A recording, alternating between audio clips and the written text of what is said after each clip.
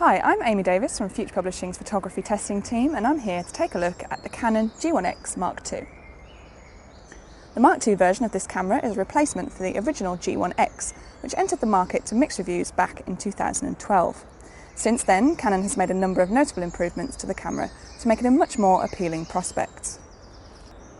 Compared with its predecessor, the G1X Mark II has a more modern appearance. However, it's a lot heavier and bulkier than some of the other high-end compact cameras currently on the market, such as the Sony RX100 II, but then it also has a significantly larger sensor.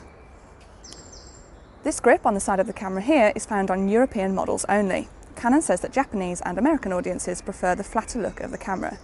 I find the grip makes the camera sit comfortably in the hand, but I'm sure it would also sit well if this was missing. These two rings around the front of the lens are used to change certain shooting parameters. They can be customised to a particular function. For instance, you might want to set this one here to control aperture and this one to shutter speed if you're shooting in manual mode. As you can see, a good proportion of the back of the camera is taken up by this 3-inch screen. Happily, Canon has chosen to include a touchscreen for the Mark II, and it's a capacitive device, which means it's very responsive. It's easy to change the autofocus point using this screen. You just tap the area of the scene you want to focus on.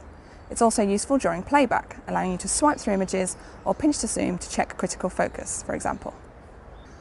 While the G1X's screen was fully articulating, the G1X II's device only tilts to face downwards, or it can face all the way forwards, which is useful for self-portraits.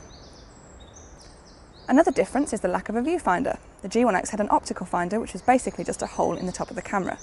Instead of replacing it with an inbuilt electronic version, Canon has decided to offer it as a separate optional purchase to slot into the hot shoe here. While it's not disappointing to lose the optical version, it adds additional expense if you prefer to work with a viewfinder rather than a screen.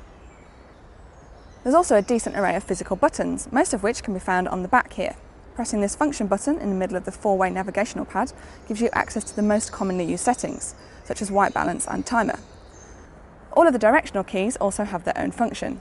Here we can see that the left axis is macro focusing, while down brings up the sensitivity settings. This button here is a customisable shortcut button to which you can assign one of 24 different settings. 2 different modes are available which allow you to get creative. First of all, there's creative shots found here on the mode dial, which will apply 5 different random effects to an image and save them all along with an unfiltered version of the image. Secondly, there's also this filters mode, also found on the mode dial, which gives you specific control over a range of different filter effects such as fisheye or toy camera. This dedicated button accesses the camera's Wi-Fi functionality, another one of the camera's improvements from its predecessor. Whereas previous Wi-Fi enabled Canon compact cameras only allowed you to send across images and videos to a smartphone or tablet, the latest version of the app allows you to remotely control the camera. Once the camera is connected to the smartphone or tablet, it's a pretty quick and responsive app to use. Although you can't control a great deal from the app, all you can do is zoom the lens in and out and hit the shutter release, which is a shame. One of the biggest problems with the original G1X was its macro focusing capability, as its nearest focus point is 30 centimetres. This has been vastly improved to 5 centimetres for the Mark II, which helps with general everyday shooting. The G1X II uses the same sensor as the original G1X, so we were pretty sure that image quality would be good. It now includes a Digit 6 processor though, which has helped to boost the camera's performance when it comes to low light, high sensitivity shooting. Images are also bright and punchy directly from the camera, contain lots of detail and are generally well exposed. For my full review of the Canon G1X Mark II, visit techradar.com.